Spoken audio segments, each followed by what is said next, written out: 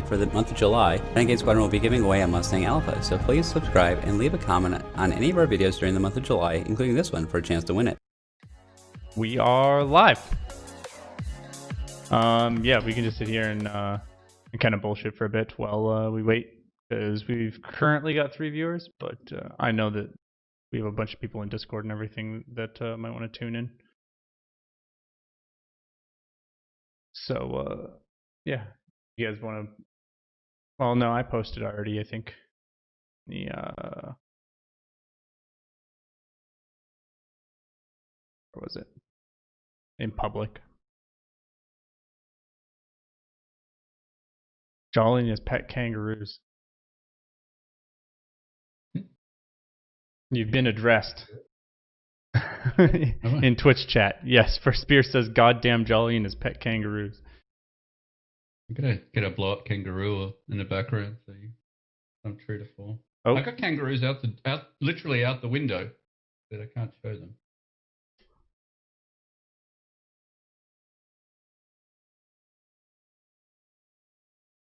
As long as we all have our cameras on, the thing is in the right order.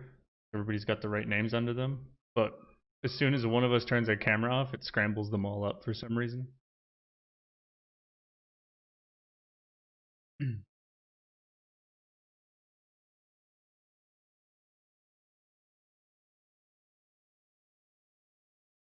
Oh, a little bit of madness now hosting us. Thanks for the host, man. Appreciate it.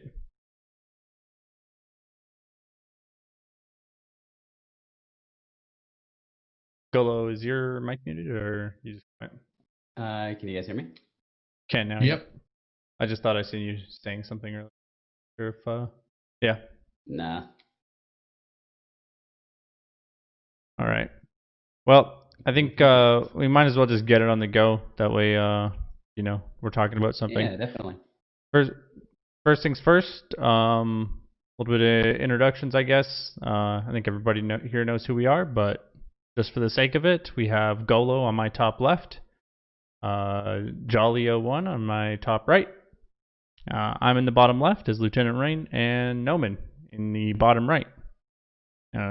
Golo and Jolly are I would say pretty experienced pilots in Star Citizen. Been playing for a really long time. I'm a little bit newer, but I like to think I learn from the best. And Nohman's our resident Care Bear, so just kidding, man. But yeah, no, Nohman's actually a really great pilot too. And we all fly together lots, and we are not, but we are in Renegade Squadron. Your title says Renegade Squadron. It is. Renegade Squadron Podcast Live, PTU. What?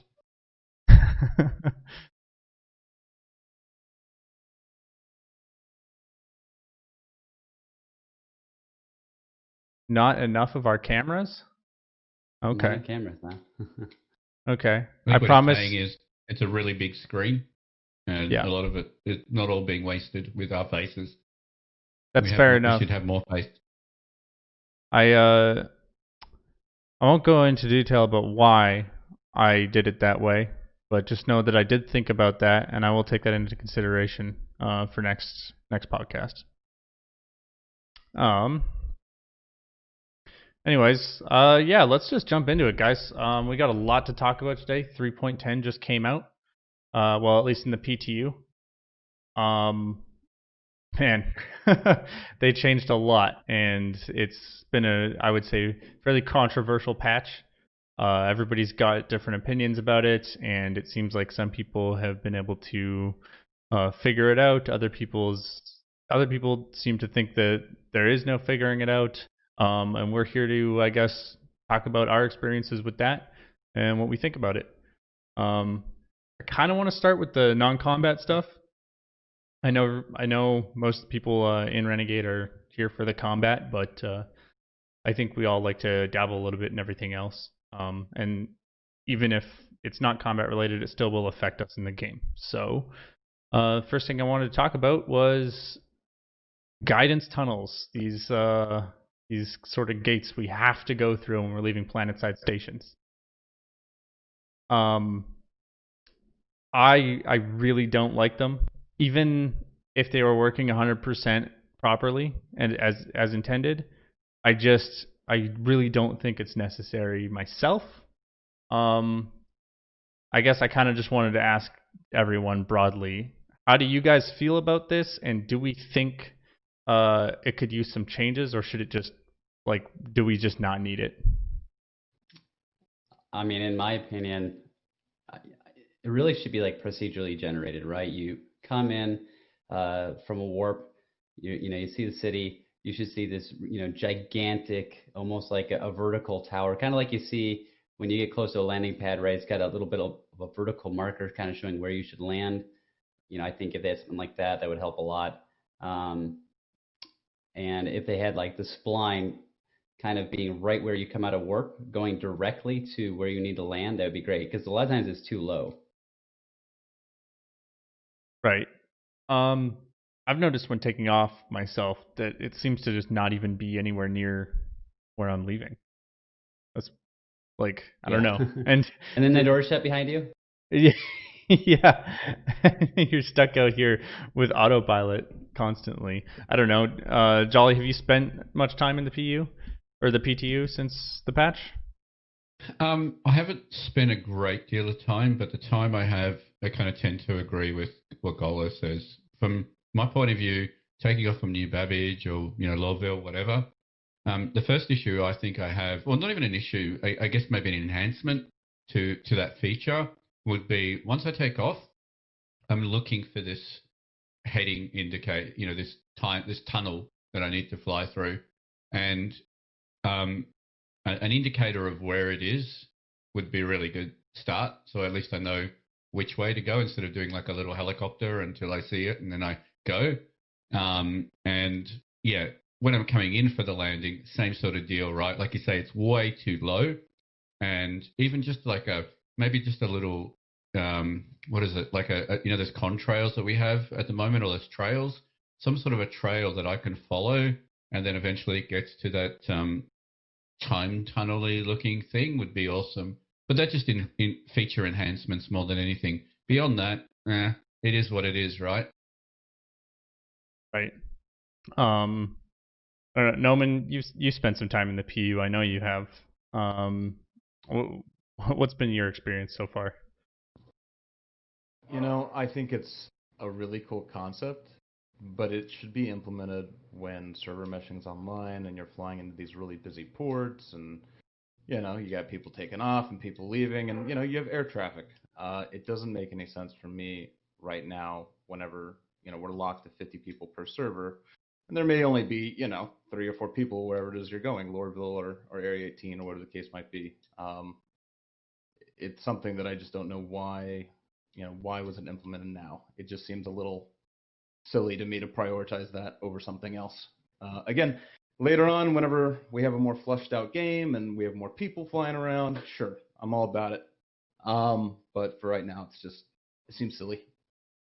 Right. So I guess the general sentiment about these is mostly not that it's a bad idea, just right now, like why now, right? And yeah. So later probably, and I feel like most of us felt like that about the prison system too. It's like, why now? I mean, they kind of missed their mark, right? The issue is that people had trouble finding locations. You'd fly in, and next thing you know, you're like, where's the port? Because you can come from different parts on the planet. It's like, where do I go? And it still doesn't address that. It just, okay, once you find the landing spline, you can kind of guide yourself in. But the problem was just first finding where you needed to point, where you needed to go. And it still doesn't do that. Yeah. Finding that general area of like, where is what's the docks? The direction? Where's the docks? Like, we should see this blue, like, gigantic hollow view, tower going up from where the landing pad is that we visibly can see. That would help a lot. Yeah, and I guess the other thing to do with sort of with taking off and everything was larger ships leaving gravity wells. I haven't experienced this myself. I'm poor and I don't own any big ships. I did hear some stuff though about them having a much harder time taking off, like people needing to boost just to get off the ground and leave planet. Does anyone here have experience with that? Yes. In a freelancer max, I guess, trying to Oh, take really? off. It's a lot more. There's a lot more. What's the word? I guess it's a combination of a couple of things. I've got to use more afterburner. Feels like I'm having to, I don't know, take off like a bit of an albatross now, like, get some forward momentum and then start burning up to get into atmosphere. And I think secondly, the way and we're going to talk about this later probably, but the way ships feel right now, a little bit more skittish or a little bit more slidey, tends to make things a little bit more difficult. And then getting into something as big as a 600i, I was a passenger in a 600i and watching someone take off. It was a lot more effort involved than what it currently is in the live builds to get out of a heavy atmosphere, or something with a decent atmosphere in it. Right. Do we think that just regarding getting these larger ships out of atmosphere, that's probably around to stay? I'm gonna assume. How do you think that will affect the response time of fleets? Do you think it's going to be a lot less like, oh, we got to go, and then just sort of like flying straight up and warping there? How much time do you guys think this will add to getting like I don't know, a hammerhead or any sort of capital ship that can go planet side to your location? I mean, it's going to definitely add some time. The big thing is it's going to probably encourage people to take small craft down, right? Like you have the Carrack, right? You got the Carrack with its little shuttle, right? Stuff like that. And I think it's kind of like a building block for stations. Right. That we have to dock our big ships at. Makes sense. All right. I think it's also going to change the way people store their ships, right? You might find that people will start storing their ships now out of atmosphere, like for big capitals and stuff. So, Everest, what's his name? Grimhex has now got a large hangar. Those kind of things will change the way people store ships like that. If you want to get up and out quickly, you'll avoid the entire, flying through atmosphere bullshit. Right. I think for the most part, you don't even want to take those things down planet side anyways.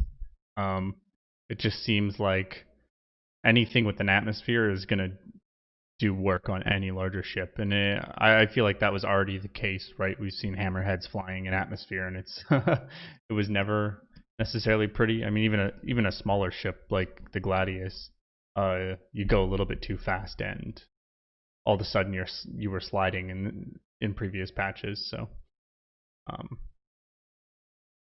yeah, I'm excited for these docks for like capital ships and stuff myself. I wanted to kind of dive into a couple of things here that Jolly had wanted to talk about. And you said, Jolly, you've spent some time in the PU, right? You've gone to prison and stuff and whatever over the last week or so. Have I gone to prison in the last week? No, I haven't actually gone to prison in the last week. I've done stuff in the PU, but I actually haven't gone to prison. Okay. Well, what are the new features, like, I guess, that you would say that wouldn't be combat related or anything that we might not have written down here? Is there anything you can think of? So, I mean, the flight related atmospheric flight, I think, is great. One of the things that I enjoyed is taking an arrow down to a planet, flying around and having to bank and roll. That kind of seemed to be cool, right? It was an interesting way of doing things. Kind of achieves Chris's idea of World War II fighter kind of things. It'd be interesting to see what that's like out of combat. but just flying around, there's a sense of weight, there's a sense of, stuff slipping around, and, you're having to do this and that. And I was okay with that. Beyond that, I think some of the changes to Grim Hex, I think, are really awesome as well. Like the fact that Grim Hex now has, I don't know, pigeonholes that you can sort of like park your ships in a really big kind of hangar is kind of neat. They fleshed out Grim Hex. That was Cool. pretty awesome. And the player trading system, I think, is just a game changer. I don't have to spam ready, steady, spaghetti and spam this bloody button anymore. Now I can actually target money towards people. I think that's awesome. So about that, actually, the player trading app, how do you think that's going to affect the current game? Like, obviously it's great, right? Everybody wanted this, but do you think it's going to change much about how we play, or do you think it's sort of just a convenience thing for now?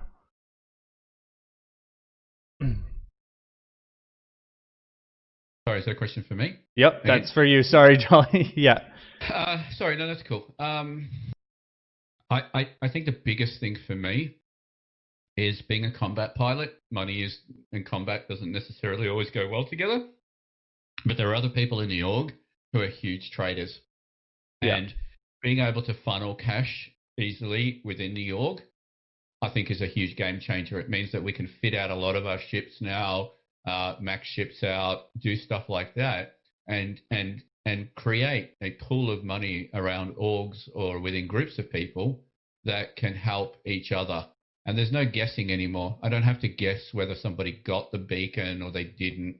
I know that I focus that money. I like the taxation option, which is a small little tax that every time you do a transaction. That's kind of neat. But I think the game changer for me is the ability to help people fit out ships, especially people who are newer as well, who don't have meted out ships or whatever, or need this power plant or need that, and don't necessarily know how to go and get that funding to do it quickly. So I think that's a great, massive game changer. Yeah, it's definitely going to allow people to get up to speed and enjoy combat right away that want to do it using good loadouts. Okay.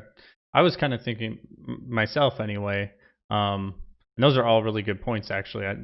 I didn't think too hard about this one, but my first thought was we can now run protection for people and get paid for it. Yep. Without having to go, like, nobody was really doing that before, and I think part of the reason was because it was a lot less convenient. I know a few people were paying, like, even within our own org, we're paying org mates to escort them from station to station and stuff so they wouldn't get blown up. But I hope that that's something that not only we can take advantage of, but just like have fun doing. How far out, because I know player trading and physicalized cargo are two things that will definitely go well together. How far out do you think physicalized cargo is, Jolly? How far is physicalized cargo? I think at this point, I think we're still. I mean, I know I've seen some photos that have come out talking about cargo ports now, or I can't remember the exact name for them. So I think by the end of this year, we might be seeing something to do with physicalized cargo. But I don't think it's a next patch or anything like that. It could be the next 6 to 8 months potentially before we get physicalized cargo. There is work being done around cargo terminals and how cargo is moved around. So that could be the trigger, I think. Right. Yeah, Golo, what do you think of that? Do you think that physicalized cargo, like, I mean, if we think it's 6 to 8 months out? Can you define it more? I mean, we already have cargo to some extent, right? You blow up like a freelancer, cargo goes everywhere, right? The boxes. You're saying more maybe like the ability to sell that, stuff like that? Yeah. Be able to take over ships. Like, let's say, for example, I hijack some guy's ship, being able to claim it as my own and then sell it. Yeah. Okay. Yeah, I mean, that would add a lot to the game, because right now, a lot of us are just considered griefers, not actual, pirates like we want to be. But yeah, I mean, once we've got that, that'll be really nice. Then you have a reason to sit down by a station or like on a planet, shoot guys as they load up their ship, as they're running back to the ship, take the ship and sell it, at Grimhex or something like that. That'd be really kind of cool. Right. I mean, I feel like that'll give more reason for people to pay for protection and things like that. That'll also give us reason to actually go blow things up. It'll also make it so that players should be able to anyways trade that cargo just like they do money with each other. And I think that'll be. I don't know exactly what the implications of that are, but I just felt like having this player trading in the game like an actual function is sort of a stepping stone to getting there. And so yeah, that's almost tier 0 of piracy right there. Yeah. You interdict some guy, say, hey, hand over your cargo or send me some money, and I mean, we got that now, right? You can say, hey, give me some money, otherwise I blow you up. What's this worth to you? Yeah. Right. Now let's just hope we get to them before the 30Ks do. Right.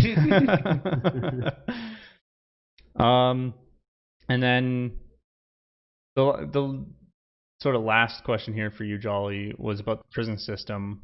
The prison system V2, right? I know you said you haven't been to prison or anything, and I'm gonna be completely honest. I didn't even know anything about this. Is this something that's in the game right now, or is this something that they've just updated for a future patch? So what I know right now, and again, without actually physically playing it, is they fixed some of the issues that were bugbears for people in the prison, going to prison. So I guess some of the infractions, the pieces that just annoyed people, like traffic violations, whatever they may be. So they've taken a relook at those. They've also, when you do end up going to prison, there's other ways to farm merits besides mining. So you can fix up oxygen, reclamation, and things along those lines. So essentially making your time in prison more productive. And something I didn't test is in the player trading app, there's an ability to trade merits as well, I think. So I saw that in Evocati, and I'm not sure if it made it in. I haven't quite looked at it, but just a way to help people spend their time more productively in prison, gain more merits, and get out quicker. So I think all of those are really good changes. I mean, the real question is, why do we have prisons right now? But if they're here to stay, they're starting to make prison life a little bit more bearable. Right. Yeah, I mean, I don't necessarily mind going to prison. It's just making sure everything kind of works. Having multiple things things to do. Not everyone likes to do jumping puzzles, right? And let's be honest, CIG's physics system can be kind of a joy sometimes with those jumping puzzles. But it's nice to be able to share merits. For example, somebody might have a bunch of merits, that they've stored up, and even for us, we could probably potentially store up a bunch. And if we decide, hey, we're going to do some shenanigans on a Saturday night, okay, we get sent to prison, boom, we're out again. You know what I mean? Because we stored them, or somebody was able to send them to us. That would be so helpful. Right. Mm-hmm. Otherwise, what do? Get an alt account and just go back? Get on an alt and play again? That's what a lot of people are doing, right? That's the crazy part about it is people are buying alt accounts and basically alt switching. Alt switching, is that a word? Yeah, I would say it is. I mean, they've kind of missed the point at this point, right? If people are doing that, so making it so that people are staying with their main characters on their main account and being able to get out of prison in a timely fashion, or maybe they put the work in and they can get out faster in the weekend. You know what I mean? I think a lot of people enjoy that. Nohman, you're going to say something? I was just going to say in the player trading app, merit is an option to trade amongst players. Merit is an option. We haven't tried. I haven't tried it personally, but it is there. So. Okay. Perfect. Cool. Well, we'll I'll definitely look forward to checking that out then. Moving on from stuff like that, Nohman, I'm gonna assume you spent a decent amount of time this week at Grimhex, checking that out and just looking around and seeing all the new changes there. Oh yeah, it's phenomenal. They did a great facelift on it. I have a feeling that myself and probably a lot of other guys here in RS are going to be spending most of our time there this patch. But all in all, yeah, really, really good facelift. They got everything set up for the scramble races that are to come in the near future, and it looks as though, and I'm sure they probably talked about this a little bit on Inside Star Citizen, but it looks like it's set up for gambling, so gambling on the races. Okay. So we'll kind of see how that plays out. I'm pretty curious. Do you think so? Are the changes to Grimhex like for the better, or in the sense that they're more intuitive for players? Because I know Grimhex before was pretty confusing. Oh no, it's or still, would you? it's still a bit of a mess, but I mean that's kind of the aesthetic that they're going for. Yeah, so perfect example of that would be, let's say for example you fly up to where the old pads are at, right? You request landing. It might send you to the other side of the station to land, even though there's a perfectly open spot for you right in front of you on the old pads. Right. So that's one downside. They're working on it. Okay, so it's not any more intuitive. So mostly just cosmetic changes, but the upcoming scramble races you mentioned. What do you think, Nohman? Like, how long do you think those are going to last in terms of like overall player engagement? Because I know there's been certain things like, I mean, the races in Arena Commander are dead, right? Like nobody's out there racing for the most part. Do you think this will bring people back that want to race and have them stick around, and this will be like a thing we can all look forward to seeing around Grimhex lots?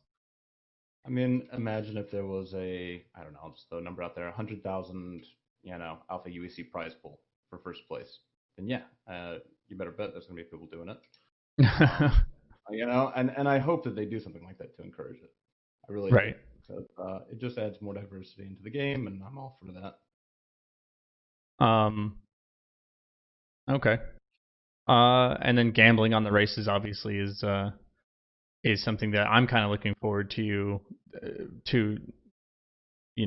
doing because I'm a gambler. Does it look like it's set up sort of like horse racing, or just sort of you bet on your pilot and Yeah, there's there's a big gigantic window that kind of overlooks what I imagine will be the starting point for the racetrack. I mean, there's no rings, there's nothing, there's no assets put into the vicinity of Grimhex, at least not that I saw, showcasing what the flight path is going to be for the circuit. But there's this really nice big open scenic view of what I imagine will eventually be like the starting point for the racetrack. So I guess you could say it's going to be kind of like a horse race. There's a lounge with cigars and cigarettes kind of scattered about and booze bottles, where I'm assuming you'll probably be able to sit and place your bets. I think the one thing that kind of stopped a lot of people from racing in Star Citizen and just really kind of getting involved with it is you look at a lot of racing games and they tend to have a lot more ways of showing you the direction you need to head, like corners coming up, stuff like that. And I know Star Citizen really has been pretty poor at that. They'll show you like signs, but they don't really show you like arrows, like those trails that we see on when ships move. We almost need like a trail, like a illuminated trail on a lot of these race courses, just to teach people, teach them the way. Kind of like, racing games a lot of the time will have a trail on the ground. It's like this is the optimal route, right? I make a prediction that races at Grimhex die exactly the way scramble races died for everything we've ever had, right? I mean, I like the idea. I just don't think people are going to sign up to running around Grimhex, which is essentially lawless and getting shot at as they do it. This is not Star Wars pod racing or whatever. I think it's literally going to go the way of the dodo within the first 3 months. You will never hear about it again. That's my view. I mean, I think the whole lounge idea is great. I just don't think this is we've tried racing a few times now, and I just think it was a great idea maybe 2-3 years ago. Right. You think we'll see gambling implemented sooner now that we have player trading? I mean, technically we could just go gamble on races. We could make a racetrack and gamble on them right now with player trading, but with player trading in the game, do you think that means the gambling's going to be there right when racing is, or do you think that'll be a little bit? What do you guys think of that? Can they actually gamble in-game legally? Is there a law, some sort of legal? I mean, I know Elite Dangerous flirted with this a while ago, and apparently gambling in a game is not technically legal, is it? Yeah, I mean, that sounds kind of like a legal issue, doesn't it? Yeah, I just don't know if that's like something you can do, because when you start talking about trading, gambling for UEC or gambling for a currency, and there's some real world implications to it, I I don't know. I don't even know if that's legal. But Well, anyways, think of it this way. I mean, I definitely could see that, right? Imagine you're, you know, if there was no connection to some way of buying those funds out of game, I wouldn't see a problem. But the fact is that people can buy alpha UEC. They could turn around hmm that, and you can. It's just like going to like a gambling place and getting, the house's chips. You know what I mean? You're getting alpha UEC. So I could definitely see some issues with that, some legal ones. But guess we'll have to see what they Yep, do. interesting. All right. Um, yeah. I think that's for the most part. That's all I wanted to talk about that wasn't combat related. Is there anything else, Nohman, Jolly, Golo, any of you guys wanted to bring up before we move on to these combat changes and the flight model and everything? Re-entry effects look really cool in atmosphere now. That's the first iteration of spline. What do they call it? Signed distance fields. Yep. So hopefully Shield Tech next patch. Yeah. We Perfect. also got the Commander Penguin. Yep. Commander Penguin. All right. Let's just kind of jump into these combat changes. I wanted to talk about this a little bit with Nohman actually, because this is something that I personally dislike so much, and I think Nohman has a completely opposite view of me. The multi-step targeting system. For anyone who's watching who doesn't know, you now have to select targets before you can lock them. So it's kind of like if you wanted to lock somebody with a missile before, you'd have to lock onto them and then you'd have to lock your missiles. Right now, there's an extra step there. You have to select them, and then once they're selected, you can lock them, and then you get a reticle for them and everything, and then you can start locking missiles and stuff like that. Is there a better way, Nohman, do you think, to go about selecting targets, or do you think they've kind of done a good job with this?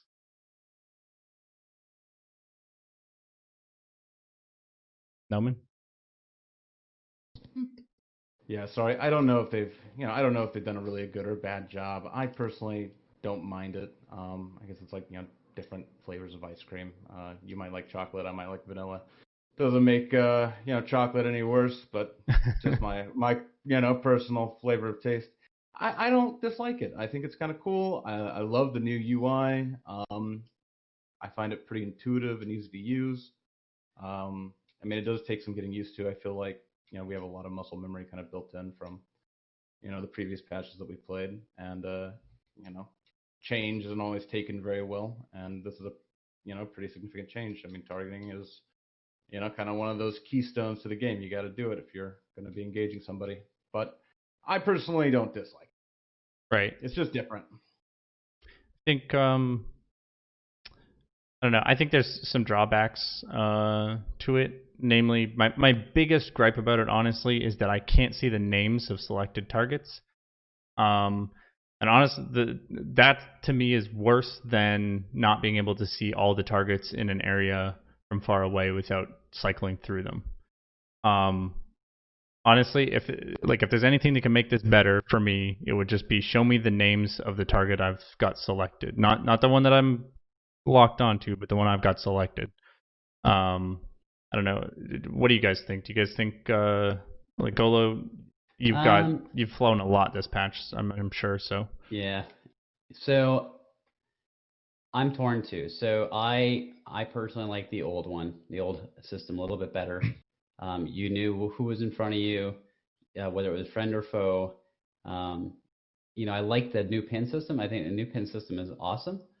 And I think I would have been probably okay with not being able to technically see people behind me, right? Maybe I know they're there because radar's kind of, maybe forward sensing. Maybe you'd want to have like a tracker if you wanted to see 360, right? They would be able to fill in the blanks for friendlies if you're in their party, you know what I mean?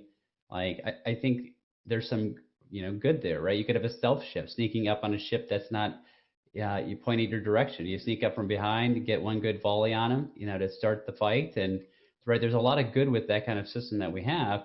It's just I would really like to see all names like displayed of all the targets that are in front of me. If I can't see them behind me, I can live with that. But I at least want to see who is in front of me. And probably my biggest issue, let me phrase it. Second biggest issue is obviously that you'll have a target locked and it'll drop. But the biggest issue is you can do like select target that's directly in front of you, and it won't even lock them. It just doesn't do that. You have to cycle next hostile in order to see them and then click on them. There's clearly a bug going on or something with it. I don't remember it in previous patches. Right. That being an issue. I think they're trying to introduce, kind of a fog of war type system here, which, I think is cool. But yeah, I do agree with you there, Golo. It would be really nice to have a quick, easy indication of where your friendlies are. It feels like it would just make sense. And maybe what it is you get to pin 3 friendlies and you get to pin 3 enemies. Yeah. You think? Do you guys think that the way pinning works is that super simple? I personally have not set up my pin target keybinds, so it works really slick with voice attack. Well, it's like an RTS, right? I say pin target 1, pin target 1. I look, and then I've got my track AR2, so I look to the to the right, and I'll say pin target 2. Look to the left, pin target 3. All right, shoot one up. Then I've got lock target 2, lock target 3. It's really slick. So wow. Go out and buy voice attack because Star Citizen doesn't allow you to do this easily. I don't have enough button for that. It's left alt. Is it left alt 1? Right alt. It's 2, right. Oh, right alt. Yeah, Yeah. whatever. Right. I need both hands for this. Combination of keys to lock a target. Yeah, exactly. I've got to press a combination of keys to lock a target. Anyways, do you want to know what you want to know what I think about this? Yeah, I do. I'm very interested to hear your take on the new multi-step targeting system and pinning targets. So targeting system I like, but the pinning system I like. I just think what they should have done is iterated on what we already had. So current select target left and right. Now, I keep thinking about modern fighter jets, right? There isn't a situation right now in a modern, like today, 2020, most jets have 2 types of radars, I guess. They have a forward-looking radar and they have a longer-range radar system that looks around the ship. That's in 2020, right? So it's very unlikely that someone is going to sneak up on you. The whole stealth mechanic, let me put that aside for a second, right? There really isn't a situation where if something is sitting directly behind you, you're not going to see it. Right now, in the current live build, you have situational awareness around you. The fog of war is always going to be there because you're still going to get jumped. There's a lot of stuff going on in the screen. But to me, it's simplicity. The more complicated, like when you design military vehicles, you design them for simplicity. It's simple to target. It's simple to launch missiles. It's simple to do whatever. Designate target, launch missile. Designate target, launch missile. If you're in gun range, you've got a very clear reticle, you shoot, right? It's always been the case.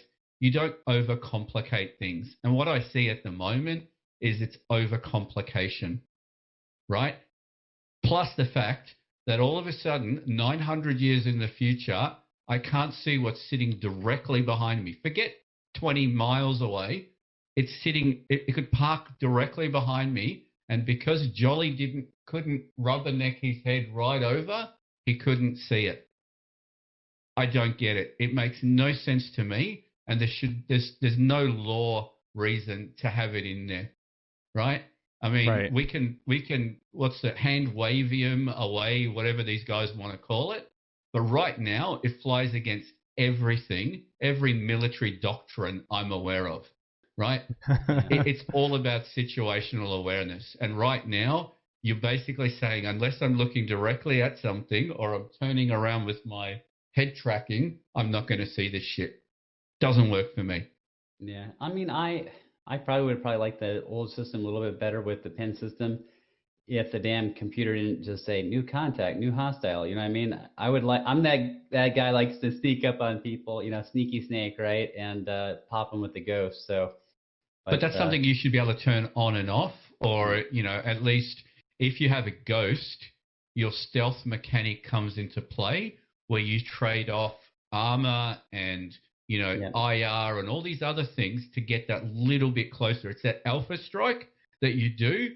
But if someone locks onto you, shit, dude, get out of there, right? Yeah. Because you're going to pop instantly. There has to be a trade-off. Yeah. Right. I guess the way I look at it is, let's say, for example, I'm, behind you, Jolly, right? You're just, fiddling on, looking down on your phone, right? For example, you'll know when I get within 1,500 meters, right? It would be nice if it didn't just blare and say I'm there, you know what I mean? It'd be kind of cool if it's like, hey, you have to have your head on the swivel. Look around for the targets. We'll give you all the information. We're just not going to tell you it's there. You know what I mean? Right. Look, I completely agree. Right. There should be a stealth ship should be able to full radar up to a point. Either it looks like a smaller target or it takes way longer for you to you're 1,500 meters away. You don't get the computer doesn't know what it is or can't identify it. And because it can't identify it, it might put a blob on the screen. Yep. Like in Aliens, you've got the little blobs on the screen with the little hand scanner, but it doesn't register as a proper ship. When you focus on it and you engage it, then it can identify that ship. But I just don't understand. And again, this is going to be my reoccurring theme through the whole conversation today. What the fuck was CIG thinking? Yeah, they really changed it up. Yeah. Right. Well, so I guess, and I've seen a couple comments at least, I think, that are saying, like mentioning the realism of it. It's not even about like realism, I think. I think what Jolly's getting at is just like, why would we strip things away that we already have the technology for and everything? It's like, we don't need to be super realistic, but like this is a thing that just you would assume any ship would have, or any jet would have, or anything. They do have them currently, so why the hell and should we strip that away just because like, oh, the realism doesn't matter, right? It's like there's certain things we can get rid of, right? Like atmospheric flight or in space flight doesn't have to be exactly perfect. Realistically, right? Your Gatling guns aren't going to go forever in space just because like we're in a video game, right? But it does seem weird that we can't see things behind us. I think what would alleviate a lot of these issues is when they make changes like this, they drop a design doc, just so we know where their head was at. We did it this way because we're looking ahead, down the road, XYZ, blah, blah, blah, blah, blah. And we just had more context as to why they're making the changes they are. That's kind of my biggest frustration. Nohman, I would sign up if someone set me down or put, there's a lot of these features that we've got coming out of design discussions and design documents. I mean, mining, trading. I can see where these dudes are heading with all these things. They make perfect sense to me. But the wholesale changes of flight, forget weapons, combat. The wholesale changes of flight, targeting. It just doesn't make sense. And that's I want them to tell me what the end goal is. If the new targeting system and the new reticle system is an interim step and this is the end goal, terrific. I understand. But right now, the new targeting system, the reticle, it's worse than what we currently have in the live build for me, just the visuals, because if I have a bright background, I can't see it anymore, and then I can't target. The pinning system is great, and it should have been an iteration on what was working already, but no. CIG goes and recreates something completely different and gives no explanation except, oh, look what we did. We created something new. And it's like, great. Why? Invented a new problem to fix. Yeah. Right. Well, that's what it feels like, right? And if I think if it is a step in a direction, then like it would be nice to know about it. And I think this kind of goes back to sort of what I was thinking about before, was just like, I kind of want to know what they're doing, or like what their real problems are with these things that they haven't been fixed yet. Or if it's not a problem, if it's just a step in a direction, then like let us know. And that way maybe people won't freak out as much, right? About like, oh, why is this change happening? This is ridiculous, right? I don't know. Let's try to get on something a little bit more positive. I personally think that the new heads-up display for targeting and your pips and everything, I think it looks great. I know that there's some visibility issues in certain scenarios, but outside of that, I think it actually looks really good. And I think that it's more effective at its job than the previous version was. But I guess I'm curious what you guys think. Nohman, do you think this is more user-friendly, or do you think it's distracting? As somebody who doesn't, or who isn't like somebody who's always sitting there fighting constantly. Well, he is now. Is he? Regarding the new targeting system? Yeah.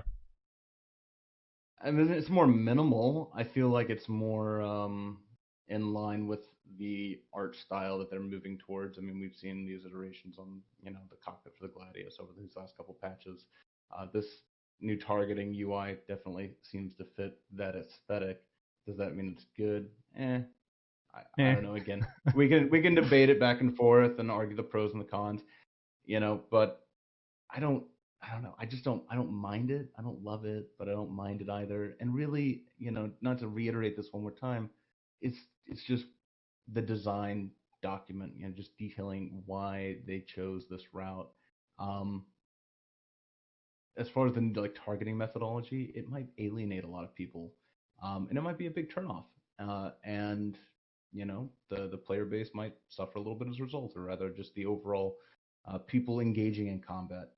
But if we knew the reasoning behind it, to make way for something else, or it's just a first pass iteration, we're going to drop this. We want community feedback. Let us know what you think. If you love it, you hate it, take a vote, and we'll go from there. It's just the fact that targeting, again, it's inherent to the game. It's one of those foundational systems that they have to have working and working well. And considering what we already had, most people enjoyed, they liked. To go and do a complete overhaul again, while I don't necessarily, have strong feelings one way or the other, it would just be nice to understand where their head's at. Right. I mean, with the new targeting HUD, my big thing is you look at it, we've got red targets. Well, before we had red targets with a blue gun cross, everything like lag pips. It's just a lot of blending that's going on. And then everything's kind of really fine. And I mean, I like the new lag pips. It's kind of small. It allows you to kind of aim it just right, trying to get those precision shots and whatnot. So there's a lot of good there. I think they just really need to start bolding some of that stuff out to get drop shadows, and that'll help a lot. Now, in their defense, they did say that the actual targeting pip was not part of the new building blocks tech, and I think we're still using some old technology and hadn't had those things. I know Colson mentioned it. Colson or Crew mentioned it in one of his videos. But again, this is me just being picky.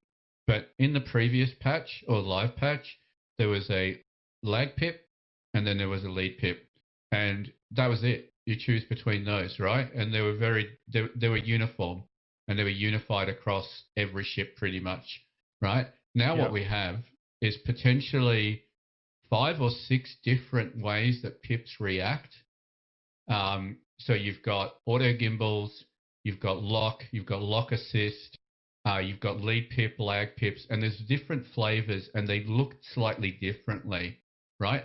There's a little tiny pip heading indicator with just a tiny dot where you've got to get that pip or the heading of your ship into that dot.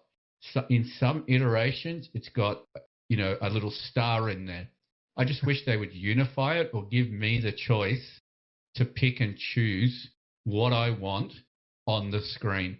And to Golo's point, everything needs to be bolded and drop shadowed, because I don't know if it's just me or my glasses don't work properly or my screen's not big enough, but I cannot fucking see the pip if there's any lighting on the back of it. Even on when you hit a ship and you've got a lag pip on a ship, if I'm looking at a Hornet on a top shot, I can lit that red lag pip blends into the Hornet. Yeah, really bad. Or if you're getting shot in the face, like being able to track your lag pips as you're getting, you know, that's another thing, right? The shield VFX is just like flashing. I mean, I'm going to have a seizure just seeing, you know, getting shot with repeaters in the face. Just because, and you can't really see that leg pip. But there's actually another thing that was actually interesting to get back, and that is the heading indicator. That's kind of cool. Hopefully, fingers crossed, we can get a vector indicator, because vector indicator is even better than a lead indicator. Not lead indicator, but a heading indicator. Yeah. I think, Golo, there is a vector indicator in some combination of, you know, joystick, mouse, or mouse, whatever. I've seen people have heading indicators and vector indicators as part of the you know, when people have been streaming. I'm like, how do you get that? I want that vector indicator. Yeah, so there's a heading indicator, but obviously that needs to get increased because it's just this tiny little arrow. But like a vector indicator, and we've had that actually in previous patches, where you would see kind of the general arrow of where the ship is going. The difference is that when you clicked on it, like in 3.9, I actually think it's in there. If you click on a target, though, then it disappears. You know what I mean? It should be like on the bracket itself of the target, just kind of pointing the general vector, so that when you are using lag pips, you know exactly where the target's going, because that's the huge advantage of lead indicators. It tells you exactly where they're going. Yeah. Right. Yeah, that's man. This has been a great podcast so far. We've got so much more to talk about still. Wow. Okay. Let's move on a little bit to still targeting fixed assist. Golo. Has this been an improvement for fixed? Ignore anything to do with gimbals for now. Is this just for fixed an improvement? Yes, it's a gigantic improvement. It makes fixed a lot more viable. And one of the cool things that a lot of people who have been using lag pips and stuff like that have been doing is, you know, people say, oh, you just dumb down fixed guns.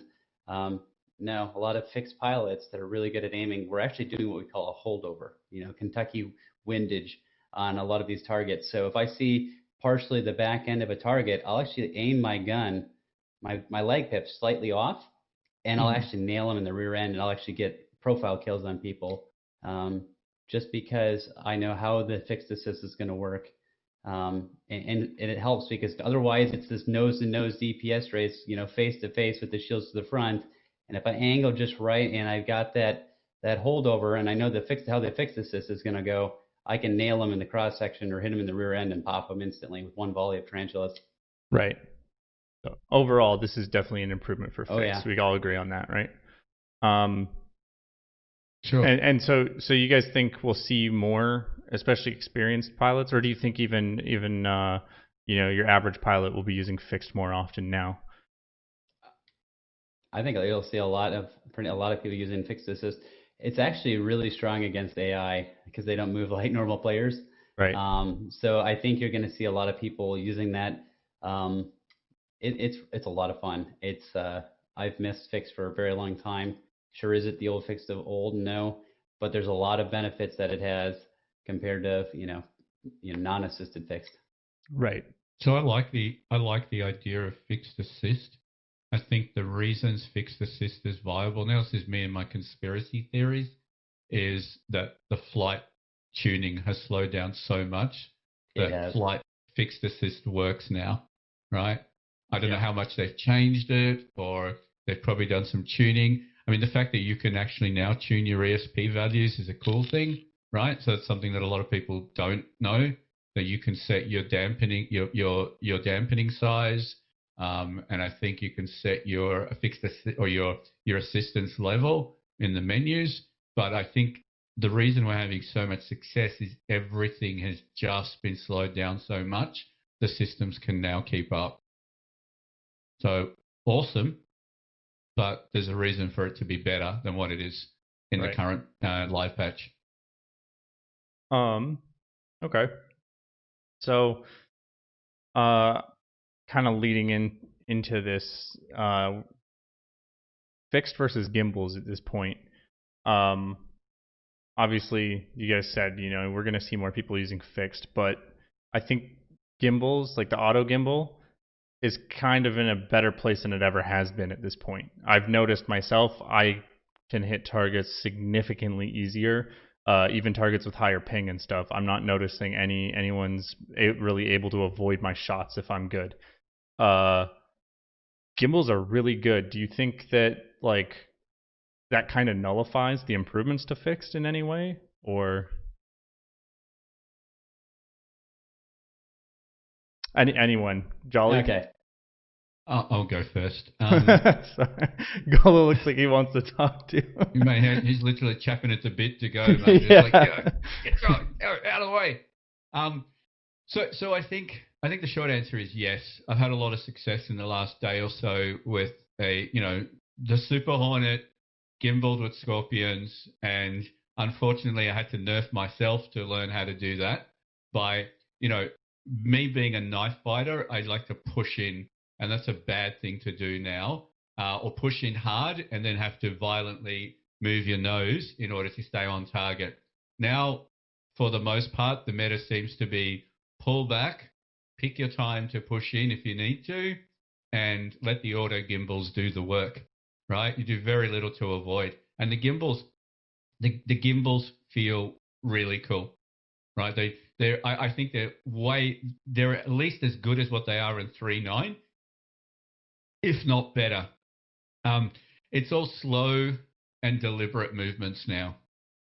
Let the other person make a mistake and let the auto gimbals ride. The auto gimbal interface is crazy. There's too much jumping around on the screen. But beyond that, I think for me, it was the difference from 2 days ago getting absolutely murked every 2 seconds because I went down the fixed route, to slowing down and going to a gimbal type weapon, and finding my survivability went up. So I think for the average player, it actually probably feels like a still a good route to go down. Right. Yeah, I mean the auto gimbals are just so strong. I've been trying as hard as I can in the PTU to make fixed work.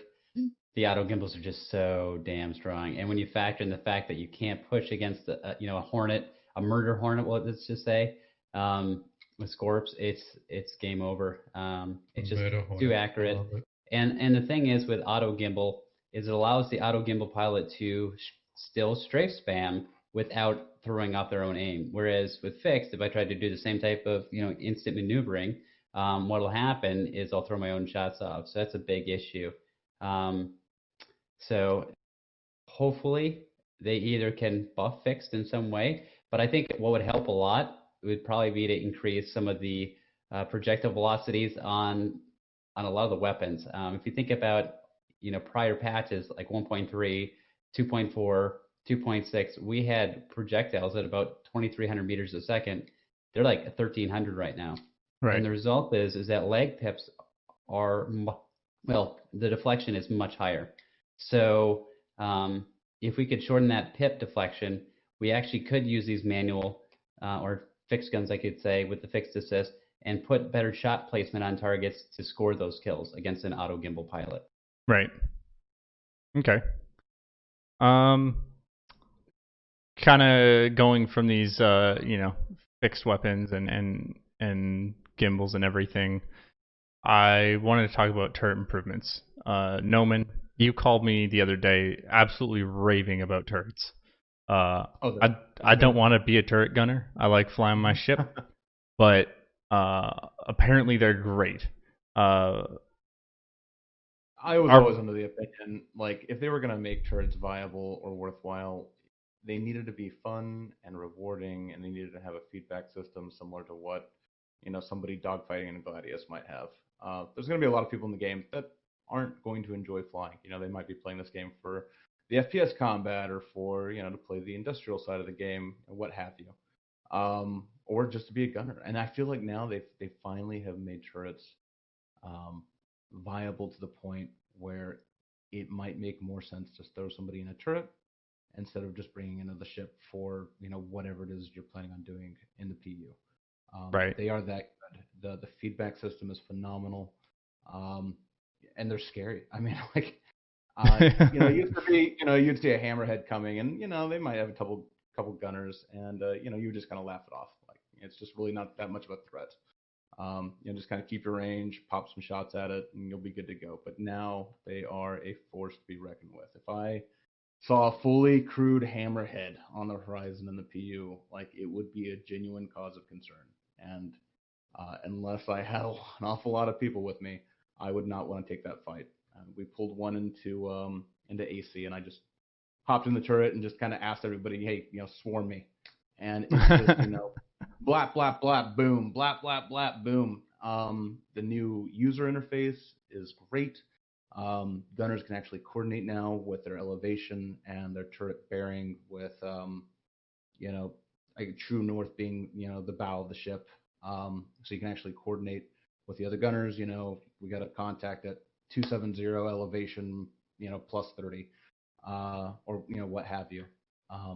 They're just a blast. They're an absolute blast. And I am glad that they have finally, made them viable for people that might not necessarily feel comfortable flying in a ship, So are we going to see more? I mean, like, from what you say, I think I already have an answer, but you think we're going to see more, like, large ship battles in the PU, lots of hammerheads going at it and stuff, just people taking them out for fun. Oh, undoubtedly. And even, like, other ships, like, I mean, you have a warden, you have somebody in that turret. I mean, I would say that, the warden's threat level has gone up, substantially as a result. The hurricane, I mean, Lord have mercy, those are going to be terrifying. I would think. I mean, just any ship that has, a turret of a decent size, they're going to be a problem. And a retaliator with actual turrets on it. It's already deadly with the missile loadout, torpedo loadout.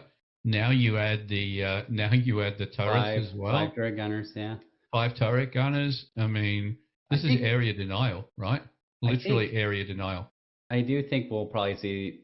If you think about the tally, it's kind of in that weird zone where it's. I think it's only got 2 medium shields, something like that. It's one of those ships that probably needs some more shielding in order to, have 5 turret gunners plus a pilot. You know what I mean? Because I mean, it's a little bit different than a hammerhead. A hammerhead can, you can have a fully crewed hammerhead and be smoking like 5 or 6 fighters, no problem, if not more. I know that one time we did some multi-crew with the tally, it got pretty overwhelmed even with the turrets. So they probably need to buff that ship a little bit. But yeah, I mean, turrets are an absolute blast. There's nothing like having Discord up. You've got your turret gunner up on top, streaming his turret view, and I'm piloting. It's just a blast watching. It's like actually being flying a ship with the turret gunner. It's really cool, kind of watching what's going on their screen, because it'd be like, hey, get ready, we're about to do our pass, stuff like that. So Could you imagine landing? Could you imagine? Remember the old Jumptown days where, we used to play and land a Gemini and sit on top of Jumptown with a Gemini.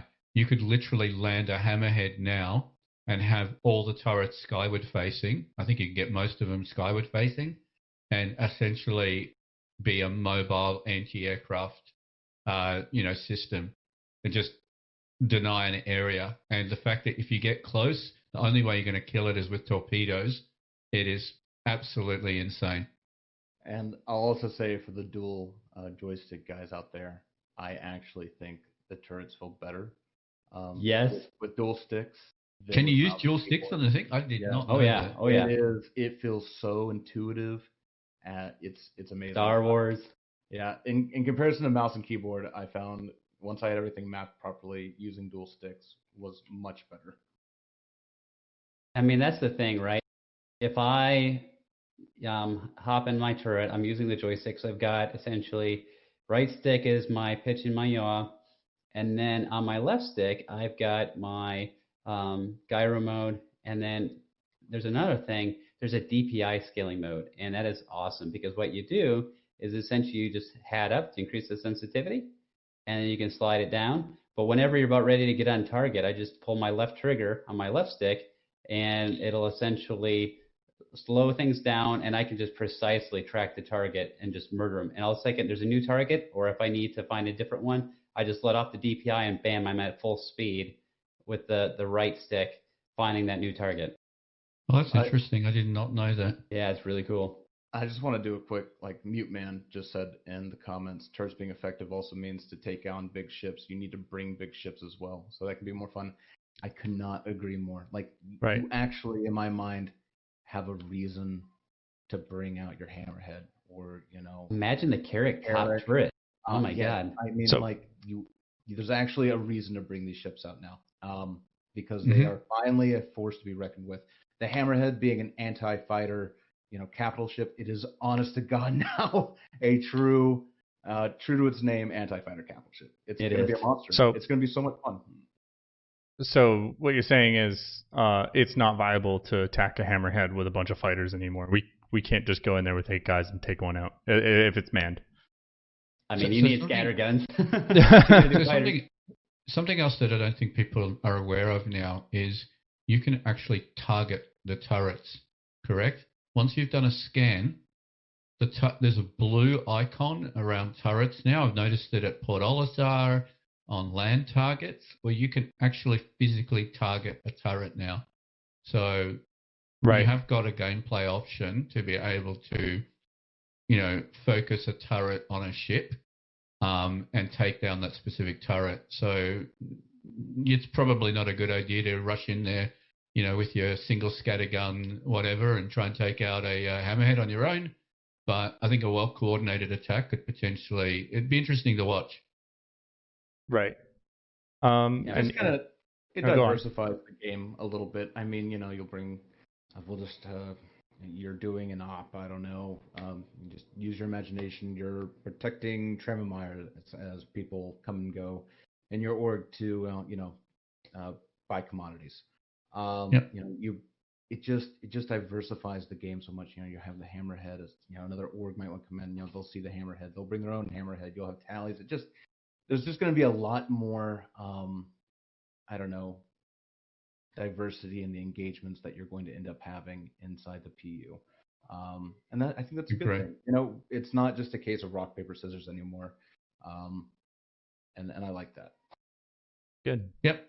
That's good to hear. Because it's been the same thing over and over again, which, don't get me wrong, I'm sure all of us don't even care. We just enjoy flying and fighting, but it will be nice to see different scenes as we go into battle. You guys might have touched on this while I was away. Sorry, guys, by the way, I do have a 3.5-year-old who's being extremely patient right now, but he needed some water. So, do the turret changes, if you guys haven't touched on this, give more advantages to having a gunner in a ship than not at this point? Would it be more advantageous to have my Hurricane have another player in it with me than him just have his own ship? I think so. Yeah. I mean, to be perfectly honest. I mean, and it also depends on what other ships does he have. But if he's, you know, if it's a brand new player and all he has is an Aurora, absolutely throw him that turret seat, and you can get him right into the action, and you have a good rewarding time, and be able to actually land some hits and get some kills, and I think it's going to be a lot of fun for a lot of people. Well, I've got a new recruit for us. Because my buddy has been waiting for this for so long. He's like, I don't want to play until I can be a turret gunner for you. I've seen a lot of people. I mean, Nohman. Okay, go for it, Cole. I was just gonna say, Nohman's got a turret gunner. He's all ready to go. Just kidding. Yeah, training him up. Yeah. I think if you combo a good pilot with a turret gunner, I mean, I think Ola, you had a video recently where you talked about the Hurricane and the turret and the turret gunner. I've seen a heap of people now taking out Hurricanes on streams and strapping on size 3 mass drivers and just absolutely obliterating the average player coming through or someone trying to PvP with them. As long as you can keep the nose pointed correctly and you can keep most of your guns orientated in that direction, I think it's a good option. I don't know about all ships, but anything with size 4s on the top of it, like the Hurricane, I think is just like, why not? Yeah, right. I mean, the Hurricane is such a great ship. Even the, and maybe this is something for people to check out too, the Super Hornet with a turret is a lot of fun because it's using a remote, and it's so immersive because you're just looking down the top of the canopy of the Super Hornet. It's so cool. It's actually really effective. The question is whether or not it's effective enough to warrant another gunner. So fingers crossed, maybe CIG will come out with a turret gunner only controlled ball turret that's got size 3s on there. I think that would be freaking amazing. Yeah, pretty cool. I mean, I think turrets are back. Yeah. Right? Turrets are back, and that's really cool. Tick in the box, CIG. Well done. 3.10 turrets are back. Ka-ching. Let's move on. Hell yeah. You're right, Jolly. Let's move on. Flight model. I feel like this is what everybody's sort of been itching to talk about. This is what everybody wants to hear about. And so I saved it for last. We're going to talk about the flight model, guys, and how ships are controlled and how they fly now in atmosphere and space, whatever. First thing on the list, rotational control. I think this affects your ability to aim at smaller ships more than any other, one of your degrees of freedom. How is the rotational control now, and is it affecting your ability to aim at ships, especially with fixed now that gimbals are a little bit better? Gola, do you want to start us off on this?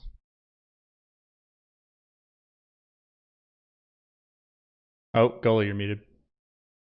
So one of the things that's really important is the fact that we have the ability to control our nose and aim at the pip or put the lag pip on the ship. Right now, we've got what we call ram down jerk. So what ends up happening is the thrusters don't quite stop immediately the second that we let go. So there's a lot of oversteer on a lot of the ships. It's not very precise like it was in 3.9. So you have to start planning ahead, as you're making your rotations when you're going to stop. So I'm stopping a lot earlier instead of just letting my stick, so to speak, go like I did in 3.9.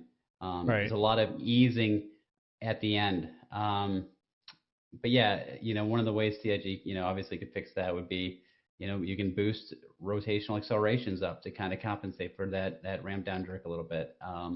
You can lower, rotational velocity. That's the rotation rate, like how quickly you rotate. There's definitely things they can do, but yeah, it's actually a hurt combat for fixed big time.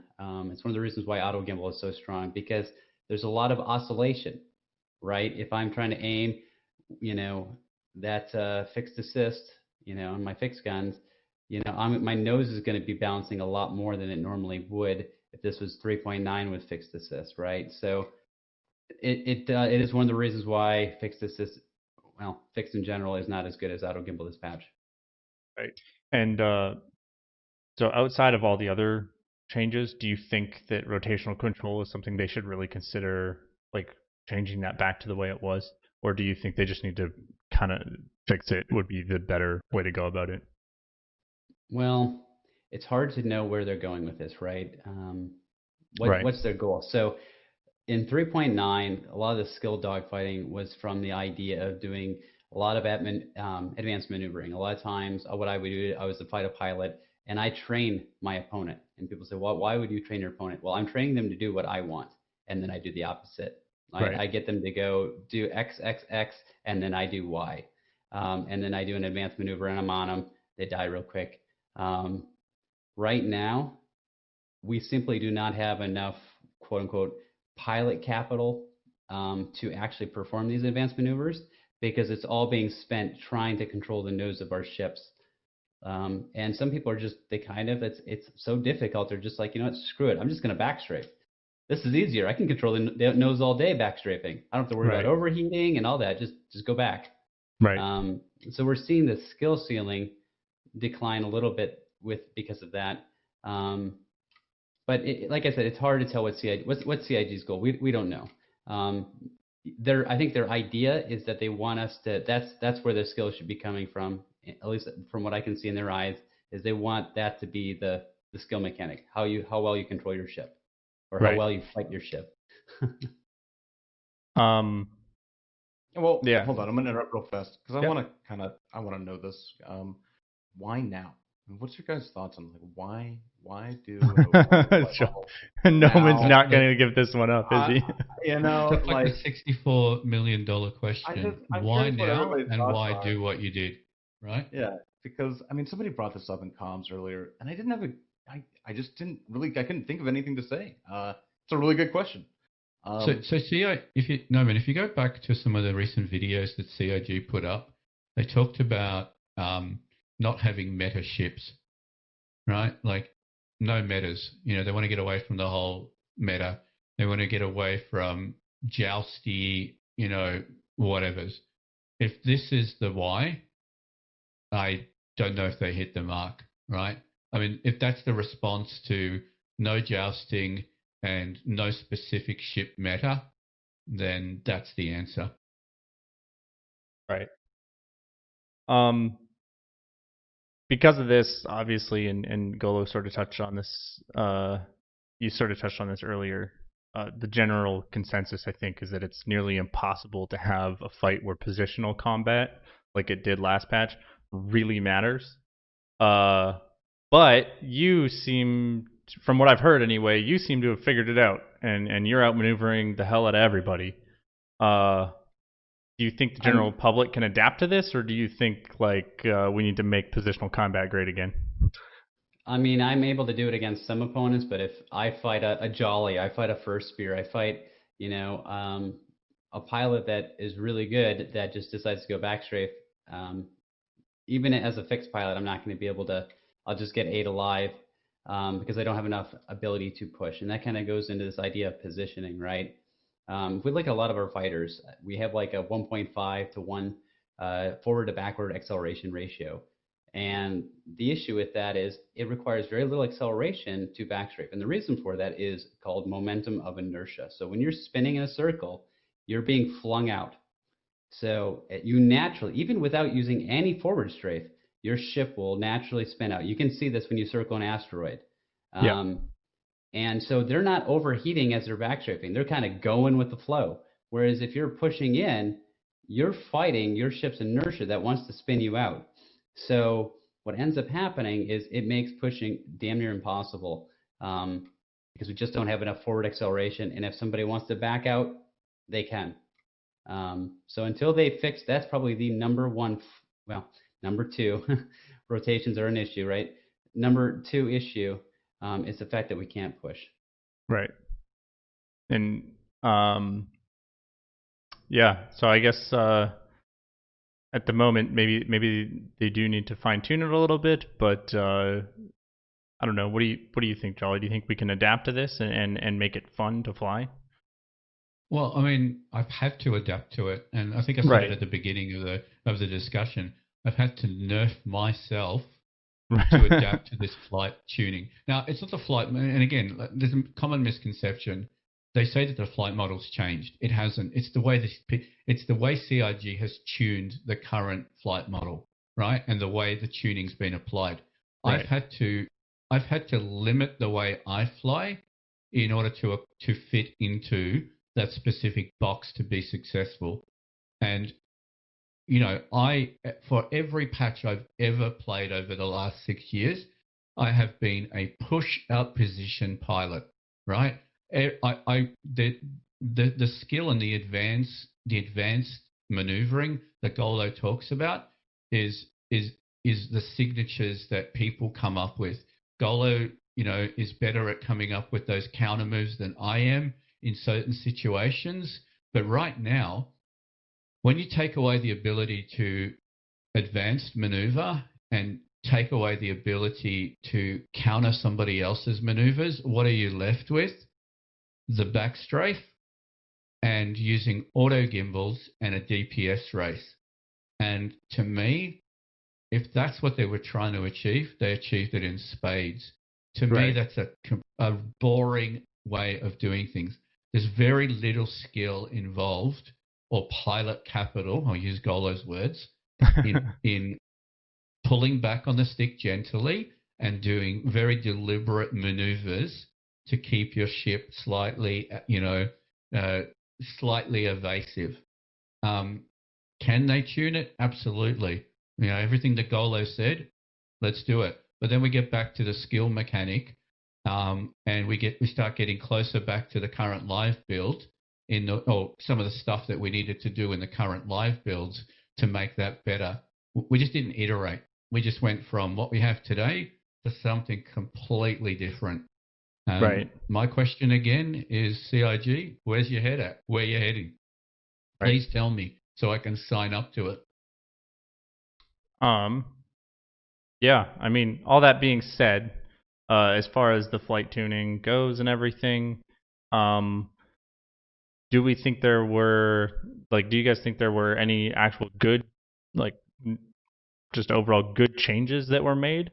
And are people overreacting to the changes without giving them a fair chance? Or do you think all of this stuff is almost a net negative, ignoring the fact that we don't know where they're going with it, just for the current state of the game? My response, emphatically no. This is my view, straight out and say it. This is probably one of the worst tuned patches I've ever played. That's just my personal opinion. I mean, so they did. It's weird, right? So the pace has definitely slowed down,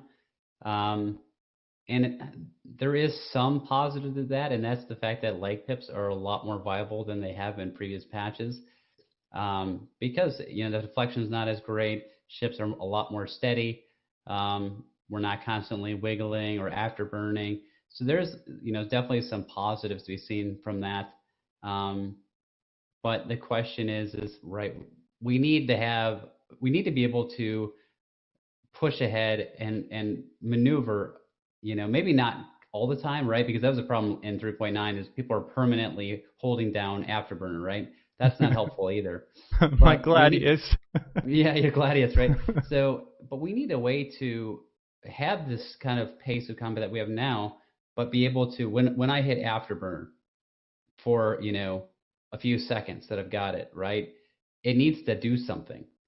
And I'm poking it with a stick, do something. And it's not, right? That's a problem. Right? We need to be able to make those dramatic positional corrective courses, or what do you want to call it, to get around our opponents, and we just can't do it. Bring back afterburner capacitor or something, right? So we use it in a time of need, and it makes your ship come alive for that period of time. When you're out, you're out. Whoever manages their afterburner capacitor better or their boost capacitor, hey, this is greatest hits now. We're just going back to a previous patch, but bring back some of that stuff. And I don't want to turn into I don't want to turn into a 263, I loved it, or a 2X, I loved it. But we had a slower flight experience, or it felt slower in a 2X patch. We still had positional combat. We still had a lot of those things. If CIG could, take what we have now, add some rotational rates and the ability to close on a target, and potentially a boost capacitor, I think they would kick a goal. Right. It's probably too much to ask. I don't know. I mean, you might be right. It might be too much to ask, but I think you're right, and also that's probably what we really need is bring Boost back. And PIG, are you listening? Rain, sorry to capitalize time for a second here, but That's the fine. crazy part about all of this is 99% of the community thinks it's amazing the way it is right now.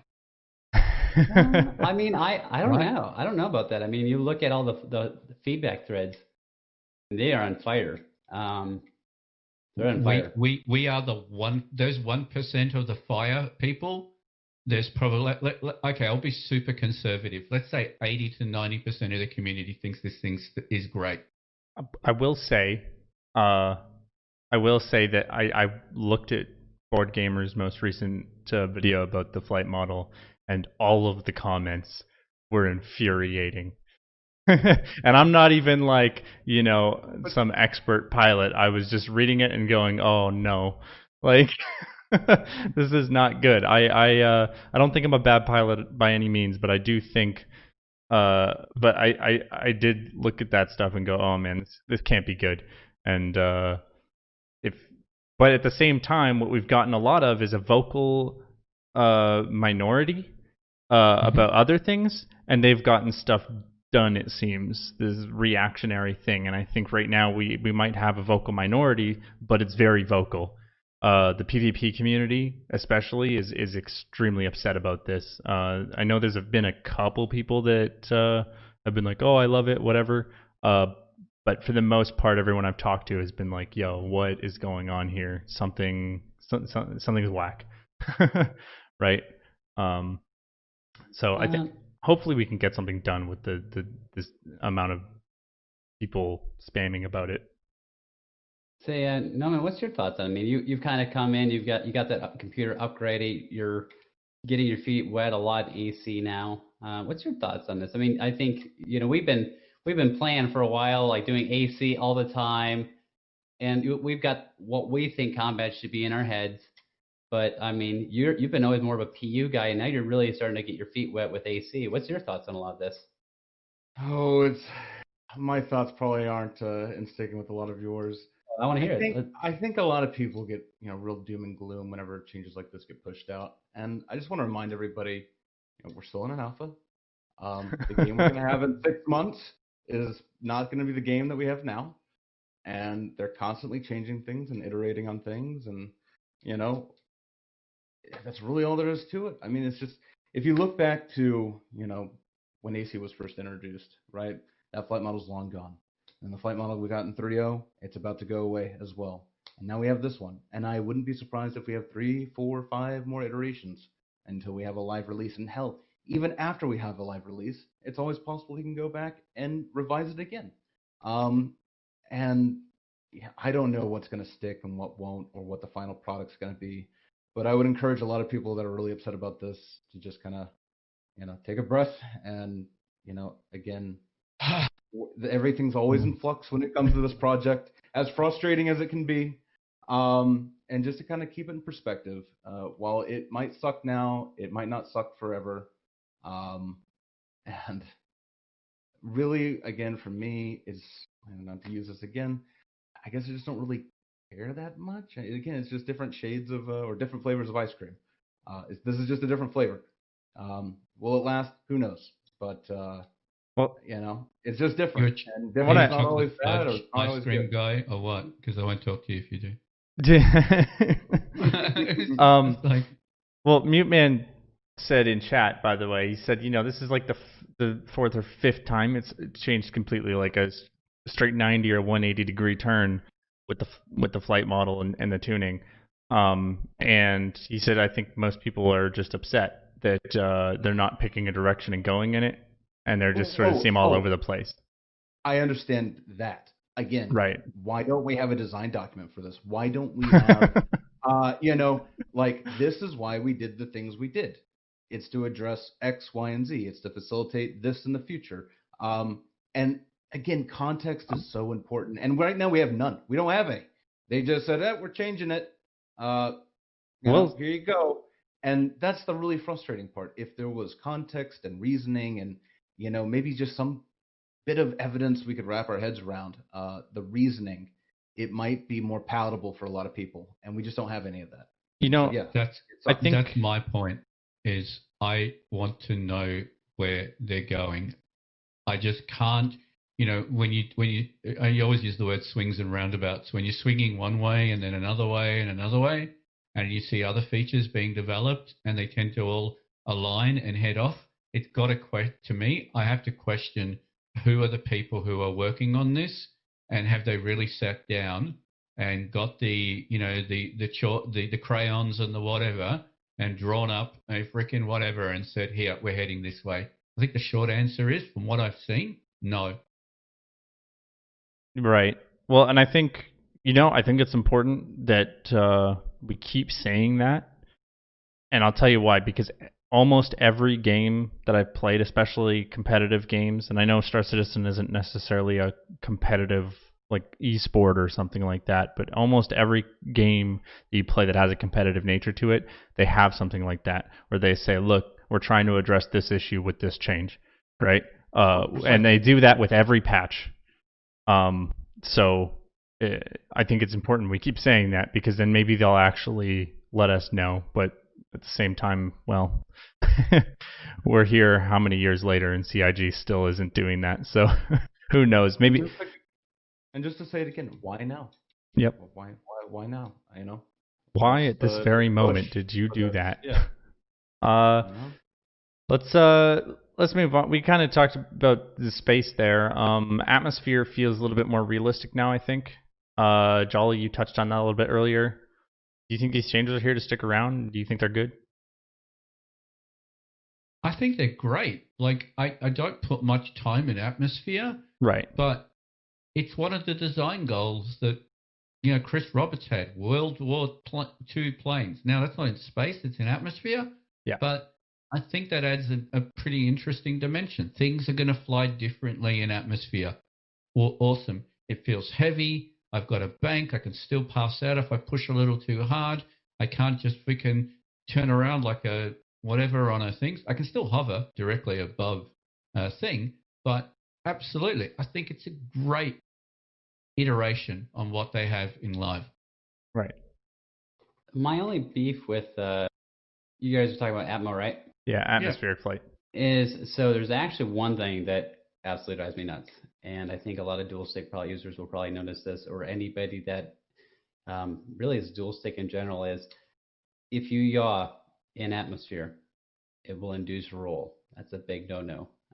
If I want to roll, I will roll myself. I don't need it to induce. In a lot of aircraft, the computer actually, like naturally, if you're in like a glider, it would do that. But a lot of like airplanes, they automatically compensate for that. So if you yaw, you yaw. It's not going to auto roll. So that's a big issue, and it just depends when we get our hands on Tau, and we get to actually do some of this dogfighting. How much is that going to really affect us? Because a lot of dual stick users, we pull our sticks back. We don't pull our sticks necessarily perfectly back. So we could be inducing a little bit of yaw by accident, and it's just going to cause us to roll. And that's just be annoying to have to constantly hold my left stick to roll just to offset that manually. So hopefully they get that yaw into roll removed. It's just a really bad feeling. I know people have talked about that on the spectrum. So right, feels like a lot of the things that we're talking about, what it comes down to is we want to be able to control the ship ourselves, not have these systems take over and do anything, even if it's slight, because it really can it really lowers the skill ceiling a lot and limits what you can actually pull off in a ship, right? Yeah. Okay, I mean, yeah, I think it's cool personally, just having atmospheric flight be so much different and actually feel like I'm in an atmosphere. I think that's cool. Personally, Nohman, did you have anything to touch on there? Nope. I mean, I don't think anybody addressed this, but one cool thing that I thought was sort of neat. If you fly against the wind, it will affect your overall speed, and if you fly with the wind, it will also give you a little boost. Just kind of thought that was a cool little tidbit they added. I didn't. Yeah, that's Didn't interesting. know I we didn't touched know on that. that. I just thought that was kind of neat. That is cool. I want to talk about overheating because this has been a problem in multiple ships, but now it's actually affecting people like severely. We're now losing control when we overheat. Do you think like this is inherently bad? Just like completely losing control as soon as you overheat? I don't know. I guess Golo, do you want to answer that? You're muted.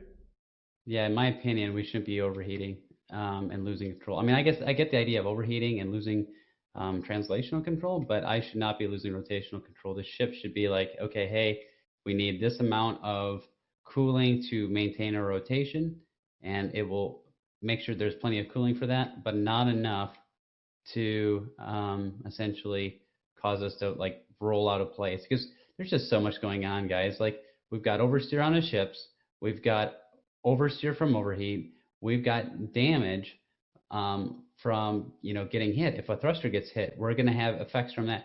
We've got so many things that can cause us to oversteer. Do we really need another? Right. This loss of control is ridiculous. So you guys don't think like this doesn't really add any more skill to flying? It kind of just feels like you'll fly the way we want, or you won't fly at all. Is kind of that's kind of what it feels like to me when I overheat. Because like sure there's skill in like, but it limits skill. So I don't know. Yeah, I can't push. We can't. Yeah. I mean, that's the thing. I mean, I love to push, and just trying to push just a little bit causes you to overheat constantly. So it really discourages you from doing that type of flying. Right. You guys think like it's not just the overheating that's the problem? Maybe and this is something that I think is more of an issue than anything, is it's the time to overheat. You overheat extremely fast, and then once you do overheat, having your ship cool down takes forever. It's like you can't use your afterburner at all for like half your fight, if not the whole fight, considering how fast time to kill is now. Do you guys think that that would be a good way to fix it? Is just your ship stays cooler for longer and doesn't take so long to cool down once you stop afterburning? Or is there other ways you guys think that we should fix it? Jolly, what do you think? So if I look at the Elite Dangerous model as an example, I can tend to reference Elite Dangerous quite a lot. Mm-hmm. Elite Dangerous has a penalty for overheating, right? So you take ship damage. Your thrusters start to take damage and they become less efficient if you continuously push the ship above its things. I think this is something that CIG talked about, right? But and I can use the power systems to put more power into a thruster or thrusters or shields or whatever's, right? So there's a trade-off to everything. I'm balancing, my systems in order to do that.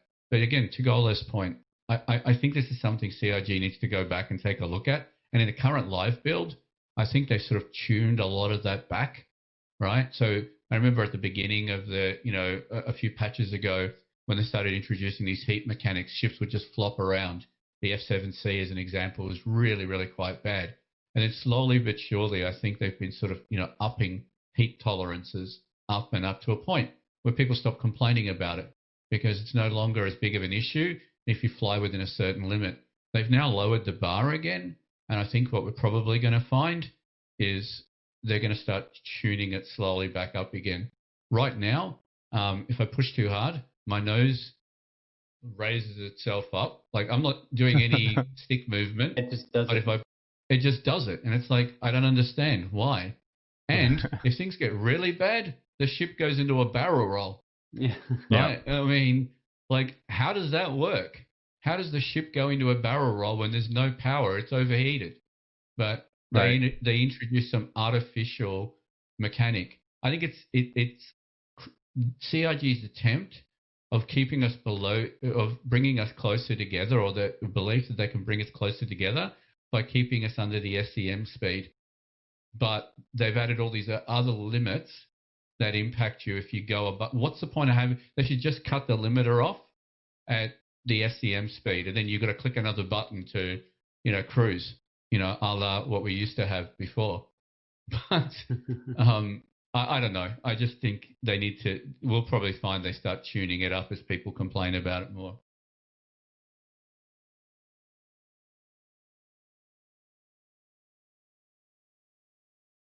So. Yeah. So I definitely think there's work to be done on it, and I think the idea of inducing artificial inputs to your systems or to your sticks should just disappear. It's stupid. You should overheat, take some damage, and if you keep going, things start to fail. But you shouldn't be bloody, barrel rolling out of the map or out into space because, whatever happened. Yeah, I think of overheat as kind of a long-term issue, not a short-term. And right now it's really kind of a short-term. And I think it'd be kind of cool if, like, forward acceleration, right? If you're just strafing forward, maybe it won't overheat you as much because you're not throwing the heat back at yourself or whatever. I mean, they could come up with whatever thing in lore to say what does it, but I think that would also encourage people to push and be closer together, as if you would allow it to not overheat you when you're pushing forward as much.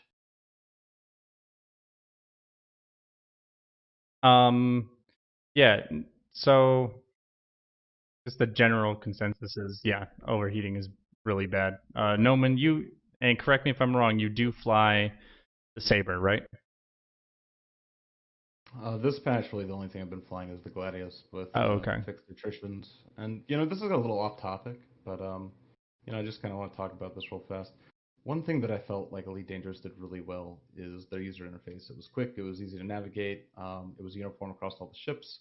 Granted, I think I like all the diversity that you have in Star Citizen with the different HUDs and HUD elements, but right now with targeting, if you go through the menu, I don't have enough hat switches on one stick to map all that crap. And then you need to once they start introducing more changes as it comes to power management and redirecting power into certain systems to reduce overheat potential. My God, they need to clean this up and just make this a little bit more, easy to navigate and quicker to use. If you're in the middle of a fight and you need to adjust something or change a setting on your ship, you're screwed. It's not going to happen, especially in a fighter. It's just, unless you have a voice pack or some type of third-party application, it just isn't gonna be feasible. Let me just press F. Let me look down here at this HUD. Okay, press F again. All right, I'm gonna adjust the slider. Okay, and I'm dead. It's just, I don't know. I feel like that's something that really needs to get addressed. You almost have to have everything set up well in advance before you get into a fight, because there's no adjusting it on the fly. Yeah, the idea that we're gonna, take our hands off our sticks to go, do stuff is kind of, it just makes sense.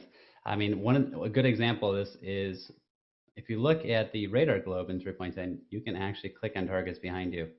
You can click on them and target them. Many people don't know that.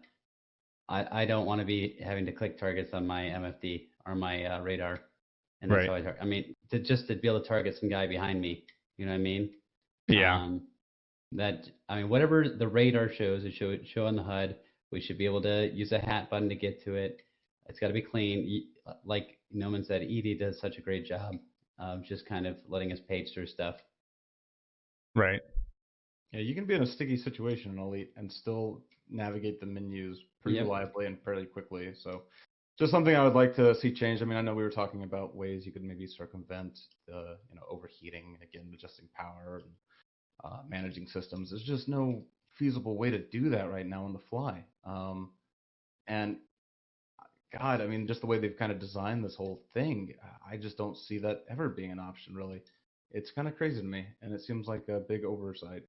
Complication for the sake of complication. When you talk about, and this is what I said at the beginning, in a fighter, everything should be simple. The three things you want to do is you want to acquire targets quickly, you want to engage targets quickly, and you want to kill targets quickly. And having to look down at MFDs to manage power or select missiles or overclock weapons or do any of that stuff is just time you don't have in a fighter. And the fact that we're using third-party applications like voice attack to automate some of those processes, the hope is CIG eventually gives us the ability to control every one of these MFDs with a key press. God help us when we get to that point.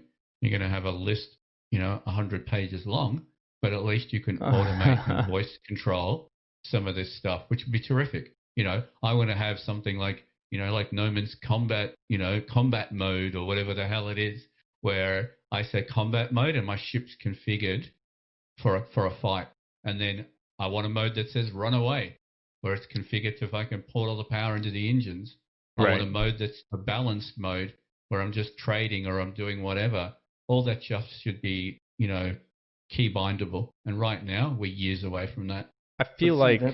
Whoa, hold on. I'm going to interrupt you real fast. That's the biggest problem. We are 8 years into this project, right? And they're changing the fight model now. But along with that, they're also adding like these restrictive, no-fly zones to cities that really, in my personal opinion, didn't need them.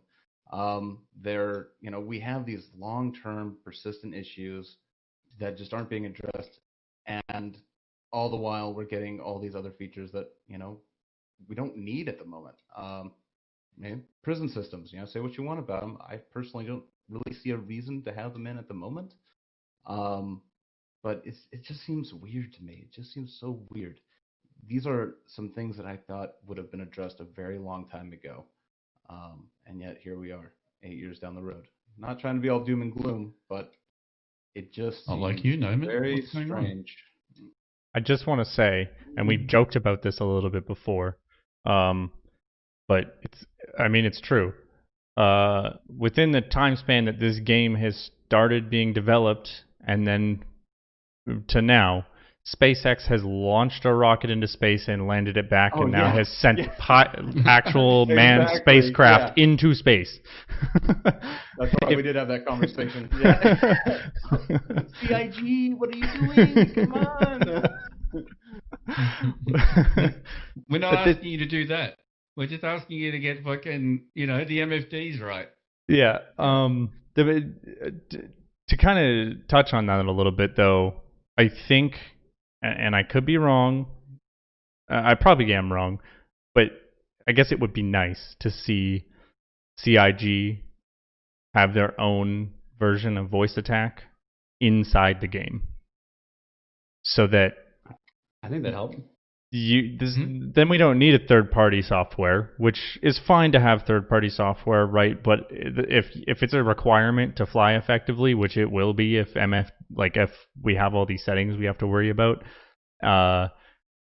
the only thing that I think would make that better without a sort of voice attack option would be what sort of Jolly was touching on, was having different presets for your ship. I think they are going in that direction, and being able to just keybind that preset, right? And saying like, okay, if I press 1, I want my ship to go into combat mode, and if I press 2, runaway mode, and whatever, right?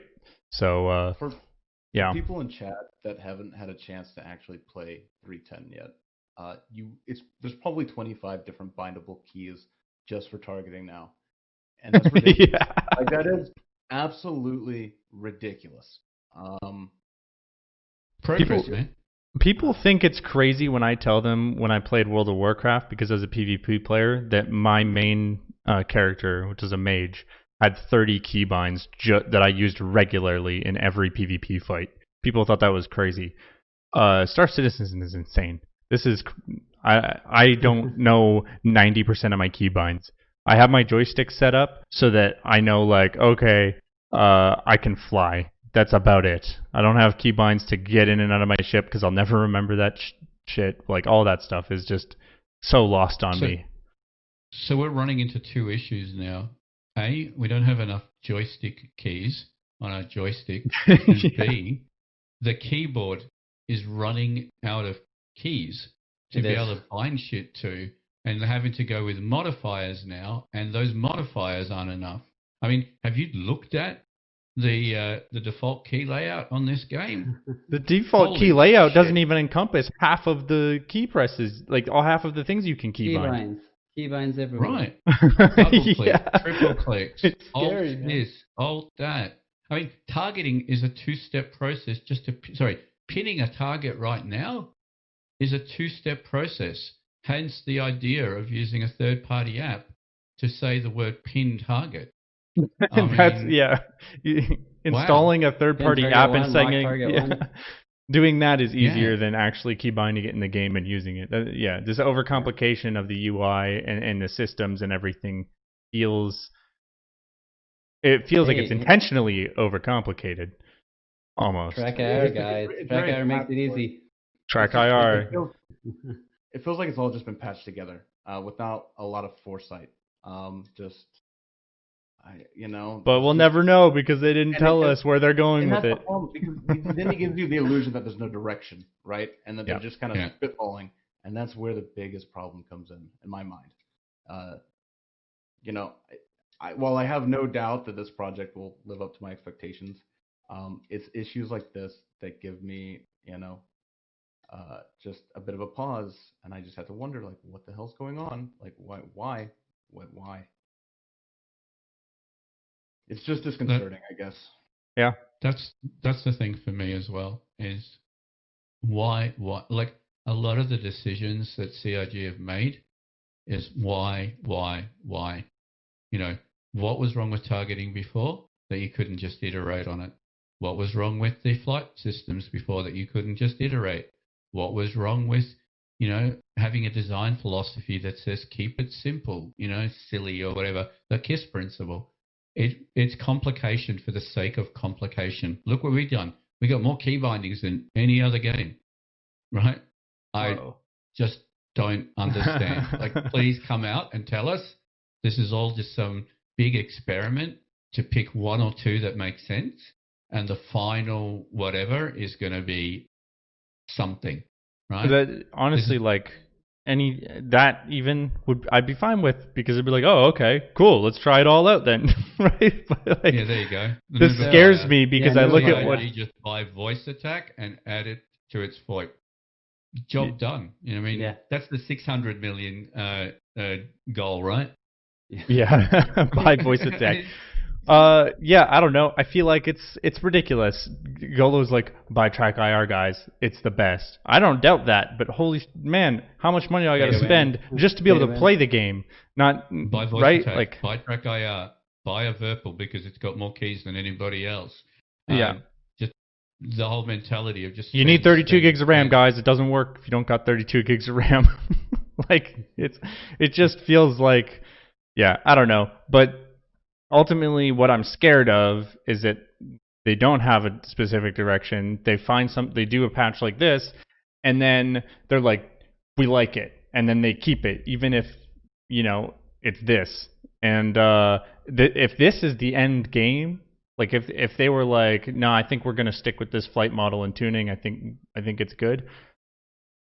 But what? Reyne, to be fair, I'm scared. Let's be clear here.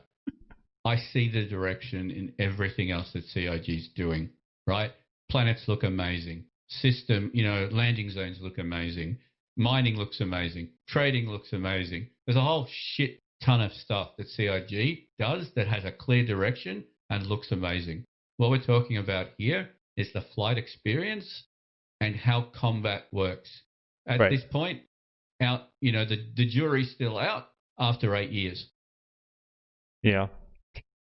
God.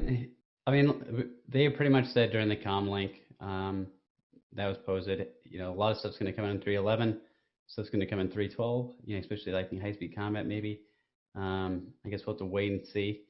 But they pretty much said stuff's not finished. So I think if we don't know what's going on after 3.12, that is going to be really concerning. Because, I mean, who knows? Are they going to finally, because they said they had an idea for high-speed combat, and it was this their idea? Well, the problem, right? They made it so that auto gimbal and track above SCM plus and whatnot. It's like people weren't really. Now it's promotes the runner to run more. I mean, some stuff wasn't fully thought out with regards to that, and it actually made the problem worse. Yeah. So Soon hopefully. Yeah. soon TM.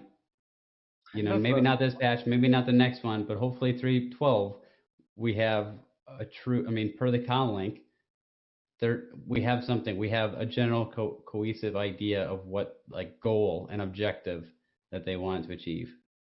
Right. And that's the other thing. Like I generally tend to just give CIG the benefit of the doubt, because they've already delivered on so much. There's no other game on the market Oh my God, that turrets. hold the candle to this, right? And quite frankly, I don't think there's any other game in development that compares to this. And so yeah, generally I tend to give them the benefit of the doubt, but it also, it's going to be critical, and a lot of times I'm kind of left to scratch my head, going, I don't get it, I don't understand. Okay. I guess. So, Nohman, I'm the doomsayer, right? And my question's always, when, and I know CIG doesn't play the when game, but this is at the core of this game. This is a flight space game, and every ship has a gun, pretty much, on it. Every ship flies, goes through atmosphere and space, has shields, has coolers, has everything. And there's this class of ships called fighters, light to heavy. And right now, I just don't know where the fuck their brain is. Pardon my French, but I don't know where the hell they're heading. After 8 years of development, are you seriously telling me soon TM again? Jesus is going to come at some point? That's the frustrating part about it for me. I'm here, irrespective of how good or how bad this game is. But how many people have we lost by the roadside because they just got so shit of waiting for the next great patch? 3.10 was amazing. 3.11 is going to be another, rip tickler of a patch. I don't understand it. I feel like it's kind of it's kind of a meme of itself, right? It's like, what did they mean by that? They're like, here we put turret mounts or gun mounts on a ship that we also reduce the thickness of the glass to make up for weight. A racing ship, by the way. This racing ship that they reduced the thickness of the glass, they said, to make up for weight. This is obviously a ship trailer for in-game lore and stuff, which is fine. But then they put gun mounts on it. So you're just adding weight for no reason? Like, why? What did they mean by that? Obviously, they want this to be a space combat game, right? And space combat seems to be the least worked on thing in the game. That's what it feels like to me, anyway. I think I think they're working on it. They clearly are working on it, right? Well, yeah. The question is what's the direction, right? Mining. That's the direction. Yeah, right now we got the Singes. Oh my gosh, I'm trying to think if I found the video on Twitter or if I saw it on Reddit, but they had a 600i, a Carrack, a Caterpillar, and a Hammerhead all lined up, and this Banu Defender just boom, boom, boom. It like killed these ships, and all 4 ships like under 5 minutes. It's insane. Job done. We go buy Banu Defenders. How much do you think this is going to affect their bottom line too? Because I really feel like this comes down to just poor communication. If this fight model is so polarizing, actually, let me backtrack. I know this fight model is going to be very polarizing for a lot of people, especially a lot of people in RS. And if they just don't like it and they just don't have fun, playing the game with the way ships currently handle, it is going to affect their bottom line as a company. It won't, I feel like it won't. That's the issue. Oh, yeah. Oh, you don't think so? No. These guys have continuously made more money year on year, irrespective of anything, anybody, the controversy. I think controversy is great. It just, for them, there's no such thing as bad news. No, maybe that's a good point. The money shows it. They're making more money than they've ever made, irrespective of how good or how bad whatever feature comes out. They just keep knocking it out of the park. I don't know. I want that money. I want that secret sauce that CIG's got. It's macro transactions, not micro transactions. They've got the Tavaran fighter guys coming out. Right. Right. There's a Tavaran fighter coming out. Woohoo. Yep. So, German club. So, yeah, it'll be interesting. That might be the next overpowered ship for the next few months, and then maybe they'll nerf it. We'll see. Prowler's still a beast. So, can I think we better start wrapping this up. We're at 2 hours now of podcast. I think we covered a lot of good stuff. I kind of want to just get like 2 to 3 sentences from everybody of your overall impressions of this entire patch. Golo, give me a couple sentences. It is a very different flight model, and it's very, I would say, kind of aim-centric, even though there's, well, then you take auto gimbal into consideration, and then it kind of loses that too. So yeah, I would say the skill ceiling has come down, and it's a lot different than what people have been used to. So Right. we'll put it through its paces, and hopefully CIG can iterate on it before it goes to live. It's still PTU. What do you think, Jolly? Give me a couple sentences. Couple of sentences. Hate the flight experience right now. Like some of the other stuff.